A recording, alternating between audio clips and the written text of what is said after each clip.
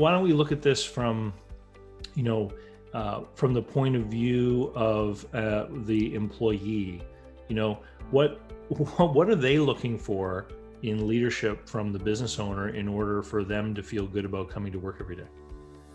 Yeah, I mean, look, any employee, doesn't matter at what level they're at, but most people will tell you what they really want. People love to come in to a machine where there's a balance between there's strong leadership and there's strong direction and there's strong strategy, but there also is room to grow, room for ideas, room for people to expand themselves. But then you do need a certain level of process management and kind of, not chaos. I mean, nobody wants to join a company that's in chaos, and sometimes business owners think, well, I just want to hire A players and let them at it. And that's okay if you're at that level, right? Where you're allowing, let's say, a head of sales or department to build out a machine.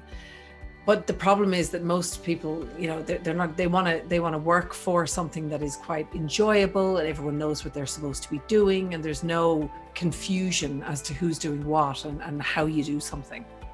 That's in my experience anyway. Well, and in my experience, I've found that when people, and just from everything I hear from talking to people, everyone has friends and people that they talk to, is that when you have that kind of chaos going on, a lot of smart people will realize, hey, the prospects for the future of this thing may not be so solid if they don't quite know what they're doing.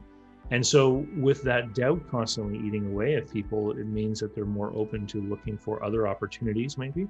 And you can end up with all kinds of problems if people don't feel that it's, that to your point, a secure, well-run machine. Yeah, and I think, when people listen to me talking about this, they're probably thinking, but lots of people don't want to work in a highly processed and told what to do scenario. I'm not actually saying that. What we're saying here is clear guidelines around how do we communicate as a company? How do we as a company do stuff? Like, how do we attack projects and how do we run meetings and how does everything kind of flow? And that's kind of the basis of the framework that you need in order for delegation to then be successful.